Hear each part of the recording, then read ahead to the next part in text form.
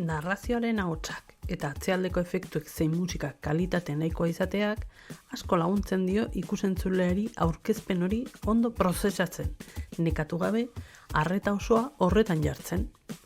Gomendio batzuk: mikrofonoa erabili ahotsa grabatzeko, kalitate hobea izango du. Entxeatzen hastean, ahots beroketa ariketaren bat egin, diafragmarekin arnastu, bokalizazioa esageratu, baina oihurik egin gabe.